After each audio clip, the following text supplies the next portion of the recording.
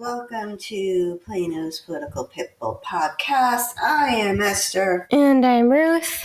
And we have some very important Plano news for you today, and also some international news for you. But first, our sponsor is Southwest Pain Management. Southwest Pain Management takes care of most chronic pain without pain pills. Their goal is to get you back to doing the things that you love.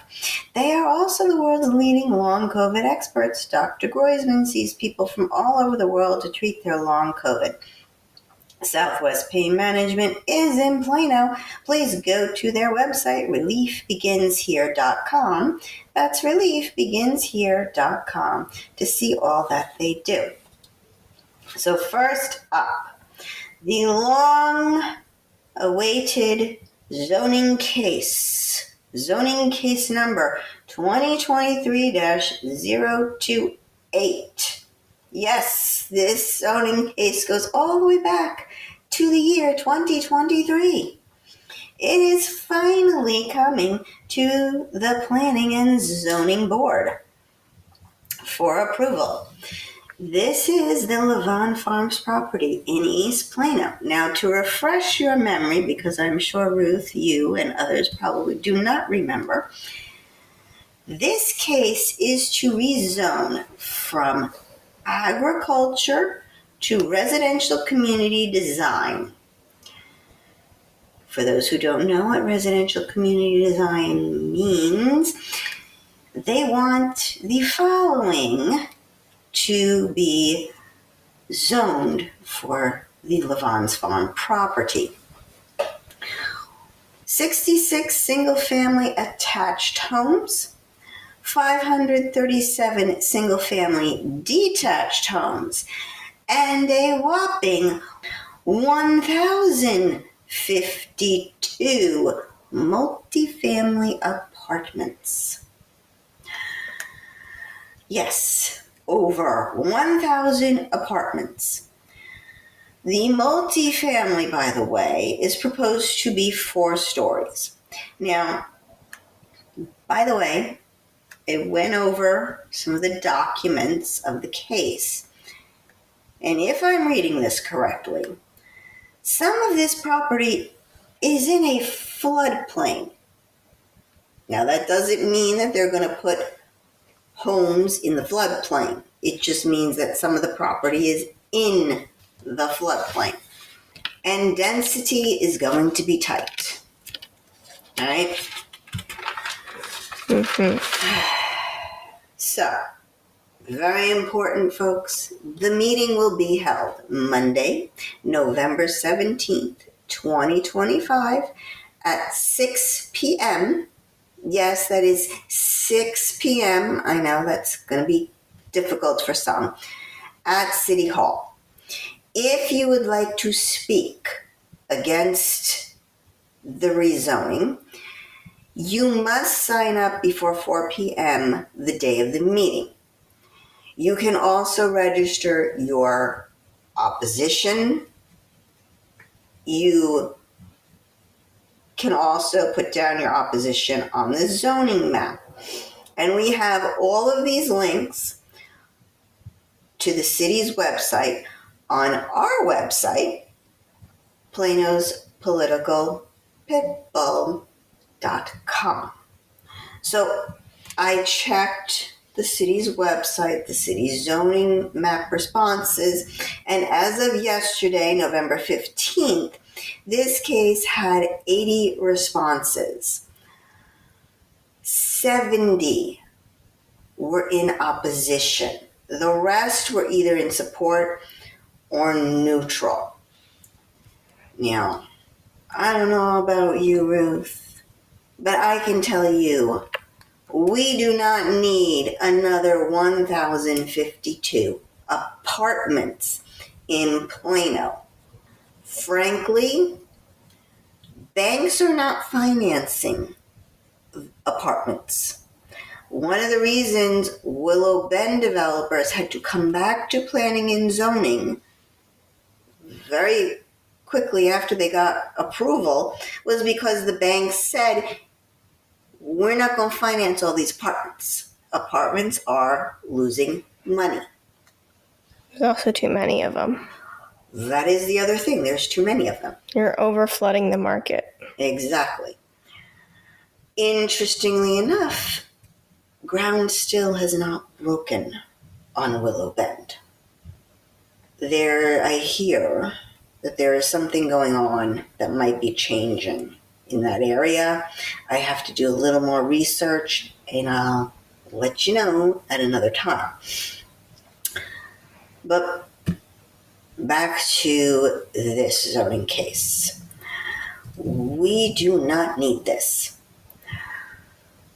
What I think we need is an over 55 and up community like they have in Frisco Lakes, like they're building in Salina, they're building in McKinney, they're building these places all over. There's one at Heritage Ranch.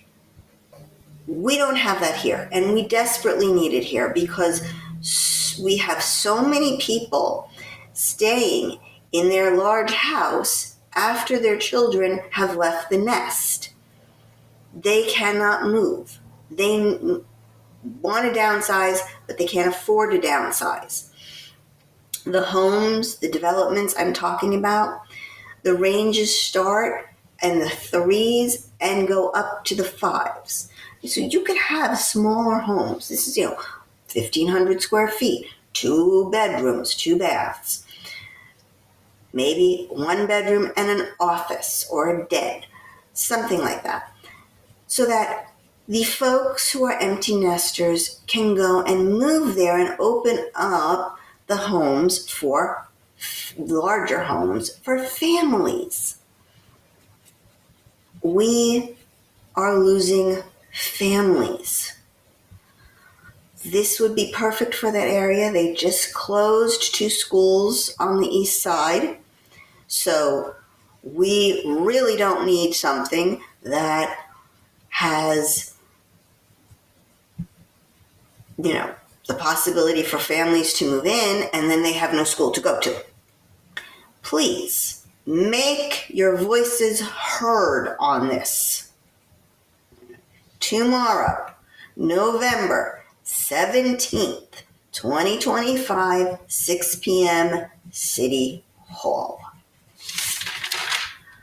Next up, we have the results from the elections on November 4th. First, all of the constitutional amendments in Texas passed. Yay, I guess. No. Our Constitution got longer. Sadly, the New York City mayor's race that everyone had been watching, Mandami, the self-proclaimed socialist, won. This was not a shocking news. It would have been very hard for Curtis Sliwa to win. Pretty much, the Democrats outnumber the Republicans in New York. Why they went for a socialist, beyond me, but they did. Also, shocking, the mayor's race in Seattle, Washington. The socialist won that race as well. Not only did she win, she unseated an incumbent, which is very hard to do. And she promised free childcare, free preschool, free this, free that. But I think the most shocking was in Ithaca, New York. Now, for those who may not be aware, Ithaca, New York is in upstate New York. A 20-year-old Cornell student who is a self-proclaimed communist won a city council seat. That is really scary and really bad. It's bad for these cities, and it's bad for us because we are going to get a whole influx of more people fleeing these areas and possibly coming here. And right now, that would not be good. Also, this is bad because socialism and communism are no longer looked at as bad things. Some look at them as good things. And this is a huge change, mostly by millennials. Some Gen Zers, of course, Ruth, you told me that studies have shown that a lot of Gen Zers are more conservative and more freedom-minded than their millennial counterparts. I don't know how true that is anymore. Ooh, this is not good. This is not good. You know, these folks, unless you had a parent who grew up in a communist country like the USSR, the United Soviet Socialist Republic, they don't know about it. They don't know about the Cold War. They don't know that these folks had to stand online for bread in waiting to go into the government-owned grocery stores. They're not learning about Venezuela. They're not learning about the Cuba and these countries and how horrible this economic system is. All they're seeing is people telling them, I'm going to give you free buses. I'm going to give you free childcare. I'm going to freeze your rent. I'm going to get those horrible, greedy business owners and make them pay more and get the rich. That's what they're hearing. And they just think, oh, that sounds so wonderful. They don't understand what socialism means. Even though it's right on the Democratic Socialist platform, it is Mandami himself said it. He defined it in a video, which is government owns the means of production. He said it in a video to his fellow Democratic Socialists. And we put it up on our Facebook page. You can go see the video for yourself. I think we need to explain what socialism is. You know, we defined fascism. I think we need to define socialism and what that really means. So, government owns the means of production. That means there are no private businesses. Government runs and owns all of the businesses. So, you can own your house, but you can't own the construction company that built the house. You can own the food that you buy in the grocery store, but you can't own the grocery store. And every time this is tried, it fails miserably. It never works because you are taking away initiative. You know, human beings, human nature is we want to achieve something. We work for some kind of gain. If you take that away, people stop working. Have you heard about the experiment that a teacher did, an economics professor did? No. Okay. So these kids, they came in and they were just, socialism is so great. Yes, we need socialism and Marxism. And so he said, all right, you think that system is so great. The next day he came in with a new grading system. And pretty much he said, it is not fair that some of you get A's and some of you fail. So no matter what they did, no matter how hard they studied, no matter how hard they worked, every single test, everyone got a C. He averaged it out, everyone got a C. And what do you think happened? Well, the people who weren't working to begin with, they didn't all of a sudden start working. And the people who were getting the A's, they realized pretty quickly that no matter what they did, studying hard wasn't going to achieve an A, so they didn't.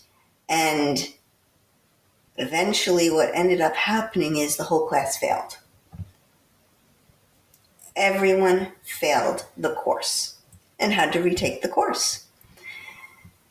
That is what happens in these socialist or communist economies. That was a pretty mean study. It was. I mean, it wasn't an official, scientific study, but he wanted to teach these kids a lesson that you think it's so great to pretty much, no matter what you do, no matter how hard you work, you will never be your best, that you will never achieve high scores and a high standard. Because no matter what you do, it's going to be taken away from you and given to somebody else, which is Marxism. Taking from those who have, giving to those who don't have, is essentially Marxism. And that's where socialism and communism comes from. That is their root. How it's achieved, the details are slightly different.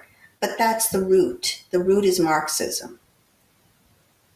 Founded by Karl Marx, who was a philosopher who never got to see his theory put into practice.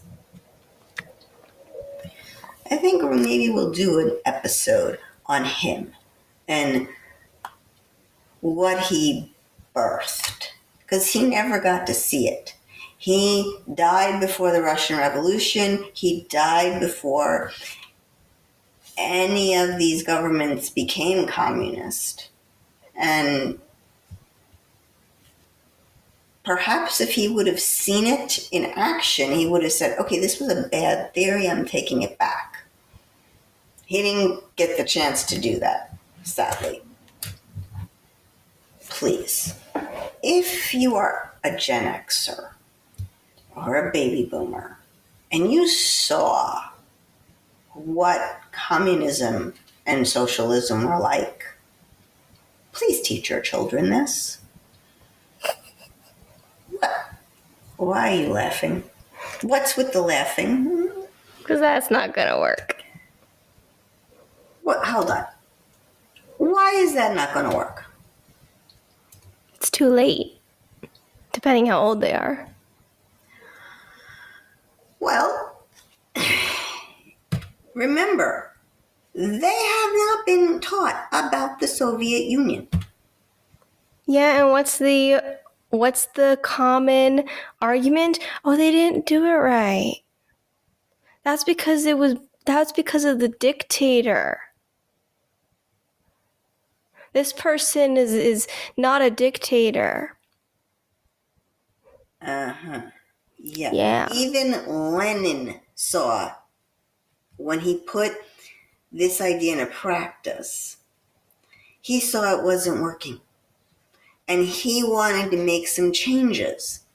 You're just selfish that doesn't want to give people less fortunate than you. Give to people who are less fortunate than you. That's what I meant. Okay. You're selfish. Yeah.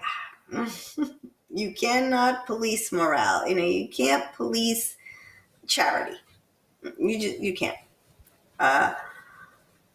We still have Cuba. We have Venezuela. We have people who remember these places, who've come from these places. Ask them how it was. It fails every single time. What did Einstein say the definition of crazy was? Trying the same thing over and over again, expecting a different result. Yes. It doesn't work. It's never worked. Even the Pilgrims tried it. Yes.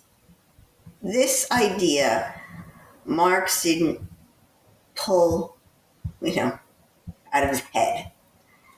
It's been tried. So, it's almost Thanksgiving. I'm sure you've heard the Thanksgiving story. The Pilgrims came over. They had a horrible winter. They were ill prepared. And they almost starved. And with the help of the friendly Native Americans, next year they planted their crops and it was a bumper crop and they had a huge feast. What that story leaves out is a very important detail. Actually, it leaves out a few details. So, the first important detail was when they were still on the Mayflower, they drew up the Mayflower Compact.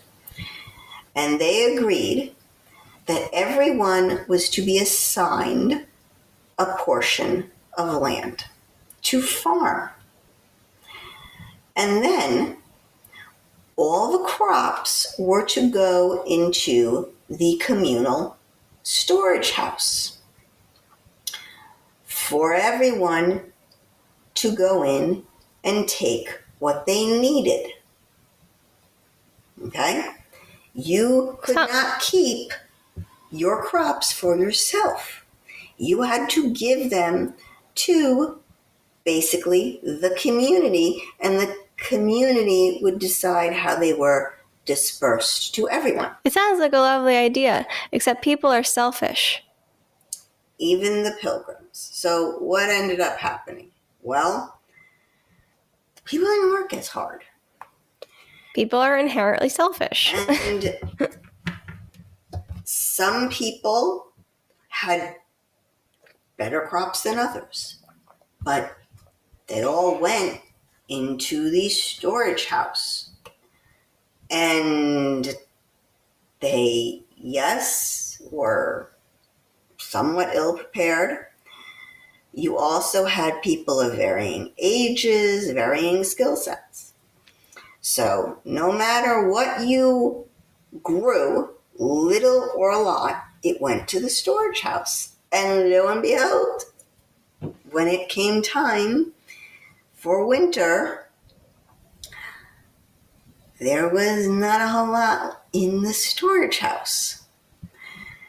So a lot of them died.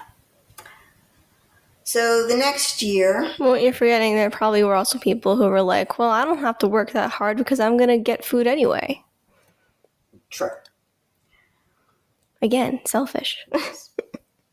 So the governor of the Plymouth, he said, all right, well, this is an absolute and utter failure.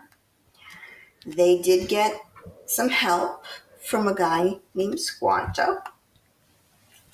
He helped them farm corn, taught them a little trick on how to farm the corn. And the governor said, all right, this system isn't working. New system. You each have your land. Whatever you grow, you keep. Now, there is an incentive to grow crops and to work your field. Because now you're either going to live and survive on your own. And lo and behold, come harvest time, they had a bumper crop. So much so that they invited their friend, Squanto, and his friends over, and they had a Thanksgiving feast to thank God for the abundant crop. Now, yes, it was God. He gave them the right environment, the rain, the sunshine. But it was also their wanting to have this good crop harvest for themselves, because now whatever they grew, they got to keep. So there was no reliance on somebody else's food. You were either going to farm or you were going to die. And they farmed. So even on that little scale, it didn't work. The only places I've ever seen this idea work is when it is not done by force.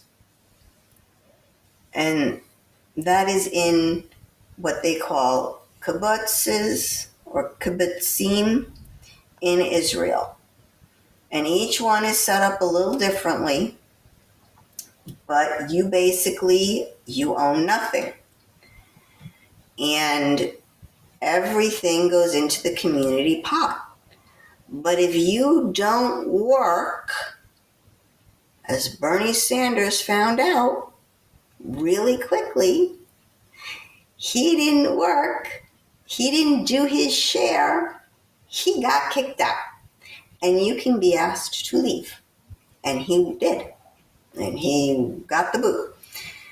So that is the only way this works. This doesn't work by forcing other people to do it. Like you said, you can't force morality.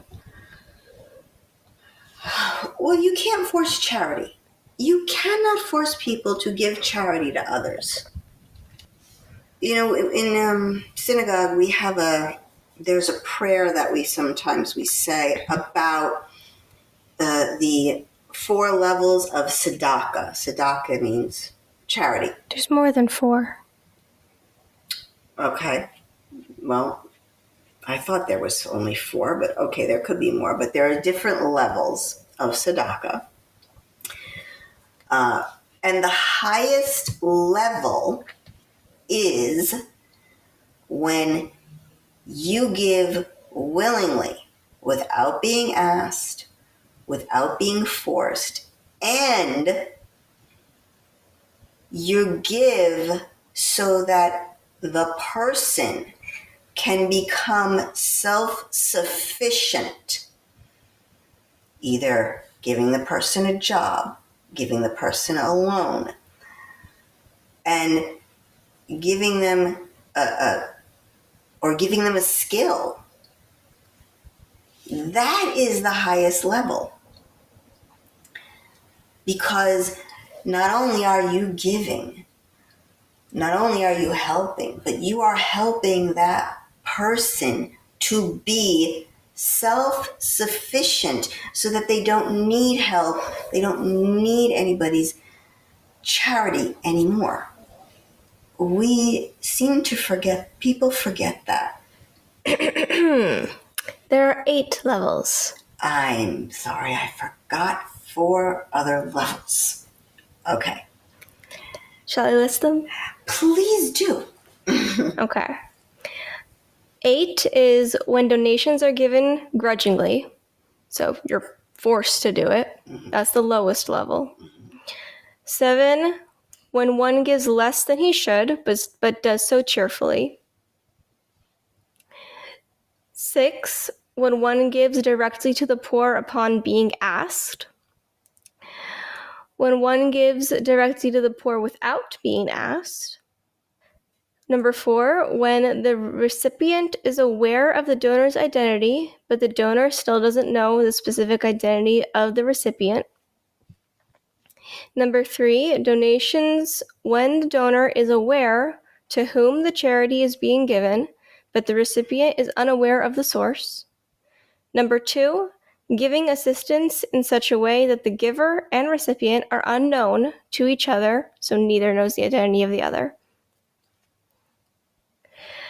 And the first, the highest form, is to help sustain a person before they become impoverished by offering a substantial gift in a dignified manner, or by extending a suitable loan, or by helping them find employment or establish themselves in business so as to make it unnecessary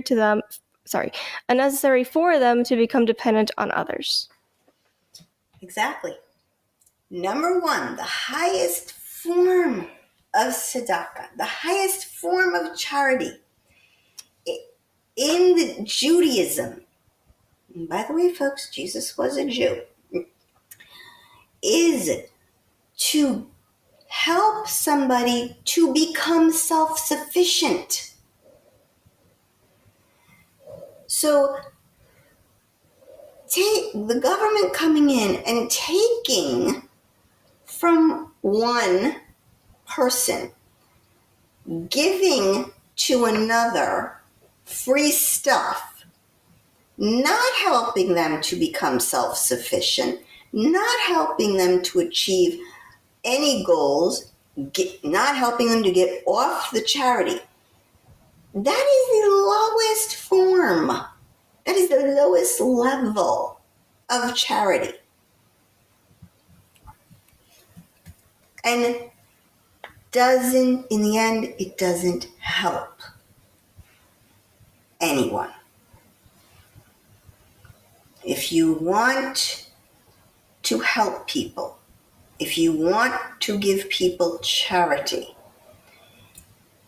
give it in the form so that they can become self-sustainable and self-sufficient. Yeah, if you ever want to find these, they're Maimonides'